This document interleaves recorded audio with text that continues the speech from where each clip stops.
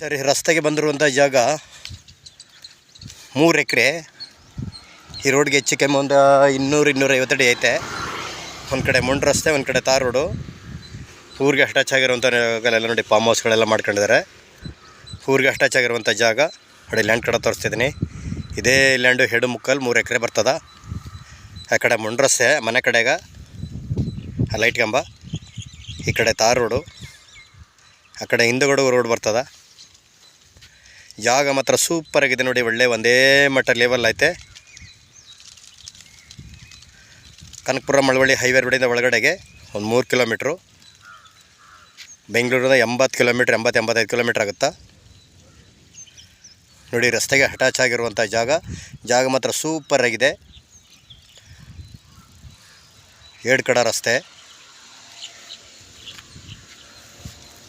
ಇವ್ರ ಕುಂಟೆ 3 ಲಕ್ಷ ಹೇಳ್ತಿದ್ದಾರೆ. ಕೂತ್ಕೊಂಡ್ರೆ ಹೆಚ್ಚು ಕಮ್ಮಿ ನೆಗೋಷಿಯಬಲ್ ಆಗ್ಬೋದು ನೋಡಿ. ಹಿಂದಗಡೆಗಳ ಎಲ್ಲ ಫಾರ್ಮ್ ಹೌಸ್ಗಳು ಕಾಣ್ತಿರಬಲ್ಲ, ಬೆಂಗಳೂರು ಅವ್ರ ಮನೆಗಳು, ತೋಟಗಳು.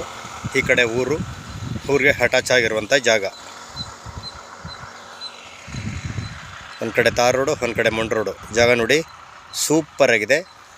ತೋಟ ಮಾಡ್ಕೊಂಡಿರೋರ್ಗಂತೂ ನಾಳೆ ಜಿಸ್ಸಲ್ಲಿ ಬೇಕಾದ್ರೆ ಲೇಔಟ್ ಬೇಕಾದ್ರೆ ಮಾಡ್ಬೋದು. ತುಂಬ ದೊಡ್ಡೋರಿದು ಲೇಔಟ್ ಬೇಕಾದ್ರೆ ಮಾಡ್ಬೋದು, ಓಡ್ತದ. ಎಲ್ಲಾರ ಬೇಡ ಅಂದ್ರೆ ತೋಟ ಬೇಕಾದ್ರೆ ಮಾಡ್ಕೋಬೋದು. ಅಡಿಕೆ, ತೆಂಗು, ಬಾಳೆ, ಕಬ್ಬು, ಡ್ರಾಗನ್ನು, ಬಟ್ರ್ ಪುಡ್ಸು, ಸೀಬೆ, ಹಿಂಬೆ, ದಾಳಿಂಬೆ ಏನು ಬೇಕಾದ್ರೂ ಬೆಳಿಬೋದು. ವಾಟ್ರ್ ಬೆಟ್ಟೆಲ್ಲ ತುಂಬ ಚೆನ್ನಾಗಿದೆ ನೋಡಿ. ಇಲ್ಲೆಲ್ಲ ಸುತ್ತ ಬರೀ ತೋಟಗಳೇ.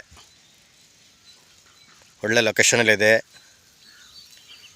ರೋಡ್ ಅಂತೂ ಸೂಪರ್, ಒಳ್ಳೆ ರೋಡಾಗಿದೆ. ತಾರ್ ರೋಡ್ಗೆ ಊರಿಗೆ ಅಟ್ಯಾಚ್ ಆಗಿರುವಂಥ ಜಾಗ. ಇವ್ರ ಕುಂಟೆ ಲೀಗಲ್ ಡಾಕ್ಯುಮೆಂಟು, ಜನರಲ್ಲು, ಯಾರೋ ಪರ್ಚೇಸ್ ಮಾಡಿಲ್ಲ, ಪಿತ್ರಾಜಿತ, ಡೈರೆಕ್ಟ್ ರಿಜಿಸ್ಟ್ರೇಷನ್ಗಿದೆ. ಇವ್ರ ಕುಂಟೆ 3 ಲಕ್ಷ ಹೇಳ್ತಾಯಿದ್ದಾರೆ. ಕೂತ್ಕೊಂಡ್ರೆ ಹೆಚ್ಚು ಕಮ್ಮಿ ನೆಗೋಷಿಯಬಲ್ ಆಗ್ಬೋದು. ಮಣ್ಣಂತೂ ರೆಡ್ ಸಾಯಿಲ್ ನೋಡಿ. ಈ ರಸ್ತೆಗೆ ಅಟ್ಯಾಚ್ ಆಗಿರುವಂಥ ಜಾಗ.